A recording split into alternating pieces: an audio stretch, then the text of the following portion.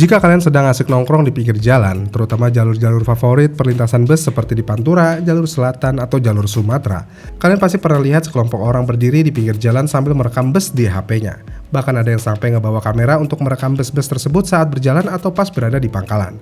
Tapi sebenarnya siapa sih mereka itu semua? Apakah mereka orang-orang yang selalu minta telolet ke para supir bus yang ada? Bukan nih. Ya, mereka adalah para bus mania. Tapi pertanyaan utamanya adalah, kenapa para bus mania ini sangat fanatik sama bus-bus yang ada di Indonesia? Apakah itu hal yang wajar di mata masyarakat luas untuk para bus mania yang berada di Indonesia ini? Jadi bisa dibilang, ini adalah salah satu komunitas yang sangat unik yang pernah ada di Indonesia, yang mana para bus mania ini sangat fanatik sama bus-bus yang ada di jalanan Indonesia. Bahkan mereka bisa rela nungguin dari pagi sampai malam cuman buat ngerekam bus-bus itu lewat di depan jalan raya. Dan gak sampai di situ aja, para bus mania ini juga bisa bedain semua PO-PO bus yang ada di jalan tanpa harus melihatnya. Maksudnya gimana? Jadi para bus mania ini mereka bisa tahu yang mana bus Sugeng Rahayu, yang mana bus Rosalia Indah, yang mana bus Sinar Jaya, cuman dari suara mesinnya doang. Iya, kalian gak salah dengar, cuman dari suara mesinnya aja. Tapi kenapa bisa demikian? Ya karena bagi para bus mania ini, setiap PO bus itu memiliki suara khas pada bagian mesinnya. Dan mereka bisa mengingat setiap suara khas yang keluar dari mesin bus tersebut. Gokil banget kan para bus mania ini? Tapi kita balik lagi ke pertanyaan awalnya, kenapa para bus mania ini bisa sangat suka dan fanatik ke bus-bus yang ada di Indonesia? Jadi buat kebanyakan orang, bus hanyalah sekedar alat transportasi yang ada di jalan di Indonesia. Dan pengertian bus bagi kebanyakan orang yang gak terlalu fanatik sama bus ini, ya bus itu yang penting nyaman, harga murah dan cepat sampai tujuan. Tapi ini sangat berbeda bagi para bus mania, karena menurut mereka bus itu ibarat sebuah karya seni yang hidup di jalan di Indonesia. Dan gak sampai di situ aja, dari para bus mania ini mereka juga memiliki 1 atau 2 PO bus yang mereka sangat idam-idamkan untuk bertemu dan melihat langsung di jalan. Karena dari semua bus yang ada di jalanan, beberapa bus memiliki karakter dan warna yang khas dibandingkan bus-bus lainnya. Seperti ada bus yang punya livery atau cat body yang unik banget.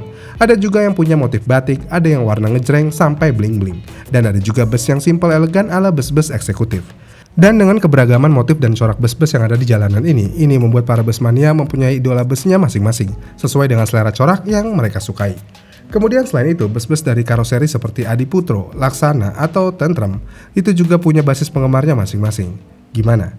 Udah cukup keren menurut kalian tentang bus mania ini? Tapi jangan kagum dulu sama para bus mania ini, karena nggak berhenti sampai di situ aja. Soalnya para bus mania juga bukan cuma ngefans sama bus-busnya aja, tapi mereka juga ngefans sama supir busnya juga. Karena ada beberapa supir bus yang punya fanbase-nya di sosial media. Bahkan ada beberapa supir bus punya fansbase-nya di sosial media berkat para bus mania yang ngebuat fanbase tersebut karena emang benar-benar ngefans ke supir bus tersebut. Dan para bus mania ini juga tahu jadwal si supir bus yang diidolakan itu nyetir kemana aja. Bahkan beberapa dari mereka ada yang ngikutin rute bus itu demi bisa ketemu idolanya di jalanan atau terminal bus saat bus itu sudah tiba. Tapi kenapa sampai ada yang ngidolain para supir bus-bus tersebut? Ya ini karena para bus mania kagum akan skill si supir mengendarai bus-bus tersebut. Yang mana menurut para bus mania, para supir bus itu bisa sangat hebat karena bisa mengendalikan monster besar seberat belasan ton di jalan sempit, nanjak, dan tikungan.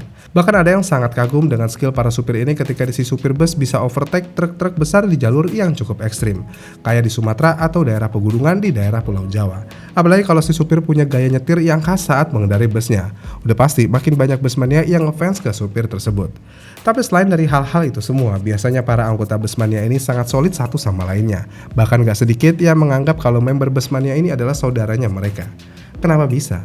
Ya ini karena para bus mania ini nggak cuma ngumpul di dunia maya atau sosial media aja, melainkan mereka suka bikin kopi darat atau kopdar, bikin acara nonton bareng bus lewat, bahkan ada yang touring bareng mengikuti rute bus dari Jakarta sampai Bali.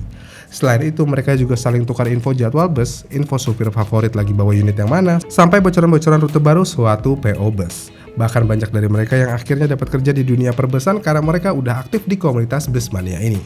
Ada yang pernah jadi kru, marketing PO, atau bahkan ada yang menjadi bus supir itu sendiri. Dan dengan hal itu juga ini membuat adanya rasa bangga yang nggak bisa dijelasin oleh para anggota bus mania ini ke masyarakat luas. Tapi pertanyaan lainnya adalah, apakah para bus mania ini nggak bosan dengan kecintaannya di dunia bus ini? Jawabannya tentu aja mereka nggak akan bosan, karena di dunia perbesan itu sendiri, bus-bus itu akan terus berubah dan berkembang. Yang mana bus-bus ini layaknya seperti mobil keseharian kita yang biasa kita pakai. Karena setiap tahunnya pasti akan ada model bus baru dari karoseri yang ada di Indonesia. Bahkan ada juga teknologi baru seperti suspensi udara, sistem pengereman canggih sampai dashboard full digital. Dan bagi para bus mania, bus-bus ini bukan cuma jadi alat transportasi, tapi menurut para bus mania, bus ini juga juga seperti pemeran teknologi yang bisa dipamerkan ke masyarakat luas. Dan selama bus-bus itu terus berkembang setiap tahunnya, fanatisme bus mania juga bakal terus ikut berkembang seiring jalannya waktu yang ada. Jadi kesimpulannya adalah fanatisme bus mania ini sebenarnya baik-baik aja selama fanatismenya ini sehat dan aman bagi para fans maupun pengguna jalan lainnya.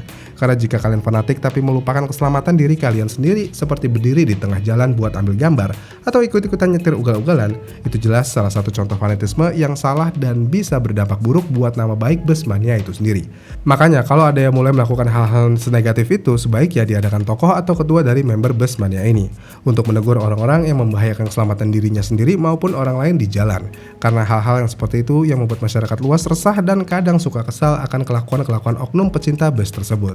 Dan jika fanatisme bus mania ini bisa bikin kita jadi lebih cinta transportasi umum, lebih bangga sama buatan lokal, lebih sadar pentingnya sopir yang andal dan fasilitas bus yang lebih banyak, ini baru fanatisme bus mania yang harus kita dukung dan lestarikan ke masyarakat luas lainnya, agar masyarakat mengerti dan tahu dampak positif yang disebarkan jika mereka sudah mulai menyukai bus dan menjadi bus mania di Indonesia.